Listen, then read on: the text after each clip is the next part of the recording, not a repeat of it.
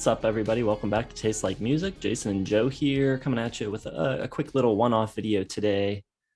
Some videos making the rounds on the internet over the past few days of Bon Jovi taking the stage, not sounding great, especially lead singer Jon Bon Jovi, really struggling his way through. Seemed like a lot of the set from the clips I saw.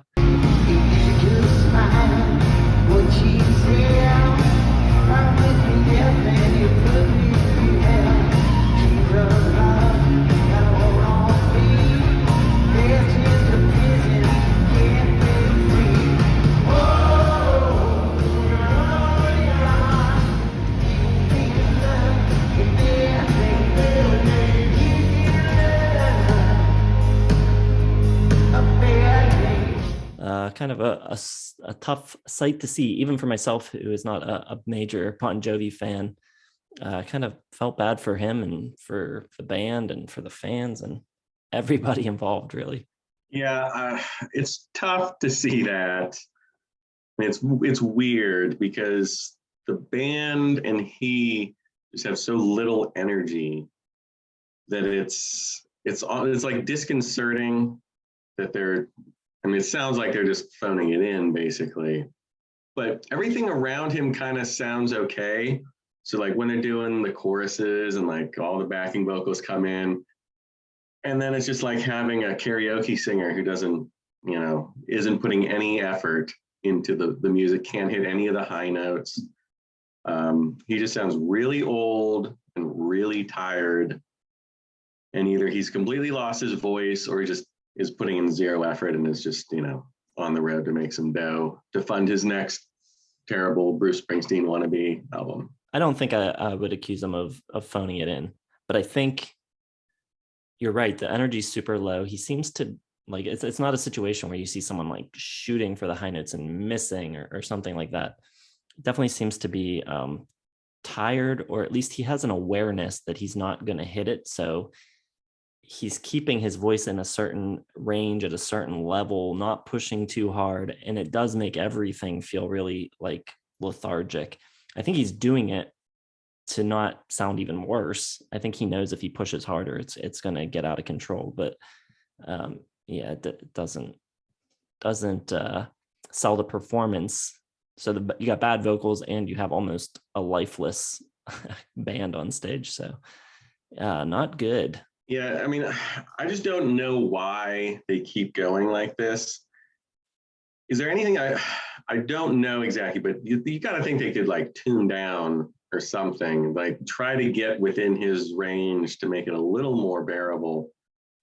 And at this point, why doesn't he just retire? Like, why does he keep touring? Why do these bands, these legacy acts in the 70s, 80s, whatever, why do they just keep going forever? Is it like, an old guy in an office, as soon as he retires, as soon as he gets fired, like he goes home and just dies? Like, don't they have something better to do? They're billionaires. They have infinite money. Why keep going through the rigors of going on the road with these tired, lifeless performances? But I always think of the singers and the acts that have retired, the Steve Perrys of the world, who just, he doesn't have it anymore. He's not going to do it. He cedes the stage to, his younger understudies, and they kick butt and everybody loves them. And, the band goes on. And, Steve Perry still makes $1 trillion from royalties and everything. So, what's keeping Jon Bon Jovi on stage trying to belt out these tunes? Yeah, I don't know. I mean, I assume they just love doing it, but yeah, at a certain point, you got to kind of assess whether you can still do it. And I think I think that a little bit of this is up to the fans to educate themselves about what they're in for. I think now that these videos are out there, you would have to think twice about buying a ticket to see Bon Jovi. I mean, there's bands that I love that still tour that I just would never buy a ticket to go see. McCartney, I think, is at a point where his voice is a lost cause. I saw him 3 times. First time I saw him, he sounded great. By the third, it was starting to slip. And then seeing TV performances and stuff and hearing how he sounded on his last few records, I just said, okay, well, I'm not going to go the next time he comes. You see stuff with Kiss, like singing to backing tracks and stuff. And, you know, it's just at a certain point, there's very few of these older bands that I would want to go see in a big arena at this point. There's just, it's not intimate. You're not up close usually, unless you're forking out tons of money. So there's a certain point where it's just not worth it anymore. And I think most of these bands are there. And clearly, I think Bon Jovi is now at that point. Yeah, I think the stadium setting does them no favors as well as trying to play their old hits. I mean, it wouldn't be the worst thing in the world for them to do a stripped down, maybe intimate acoustic club performance or something, you know, make some changes in the arrangements, play some newer songs that you know you can hit the notes on. You know, all these bands trying to recall their glory days where, you know, they were 40 years younger and could hit these notes, maybe. I don't know. I didn't see Bon Jovi in the 80s. I don't know how well they actually replicated their album sound. So maybe it hasn't been that steep of a decline. But yeah, it just seems, you know, these older hits. I listened to "You Give Love a Bad Name" and "Living on a Prayer." They were really, really bad. "It's My Life" was a little bit better. I heard a recording, and that's a newer song. His voice probably had changed already. Doesn't have to hit quite the high notes. So that was okay.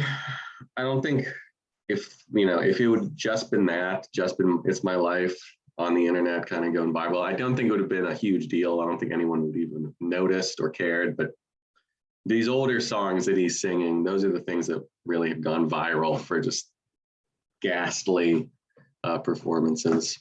I wonder what the feeling was in the arena at the time. Like, do you think people were looking at each other? Were people walking out by the end? If that was going on for the whole hour and a half plus, or whatever, however long their shows are, I gotta imagine that there seemed to be some kind of like awkward tension in the room. There would have to be, or everyone was just too drunk or stoned to notice. But anyone sober, man, I didn't see a lot of like dancing in the viral videos either. Just people just kind of like standing there. Not so good, John. All right. So if you've seen these performances, let us know what you think of them. And just your thoughts in general about these older bands going out and still trying to hit the high notes, and how you feel and the amount of money they charge. Would you go see these shows if they came around? It might be your last chance to see these acts that you love so dearly. So where do you draw the line? Let us know in the comments. Hit the like button, subscribe to the channel if you have not done so yet, hit the bell for notifications, and then check the video description for Facebook, Twitter, Instagram, our website, merch store, and Patreon if you'd like to support the channel further. Thanks for watching. We'll see you in the next one.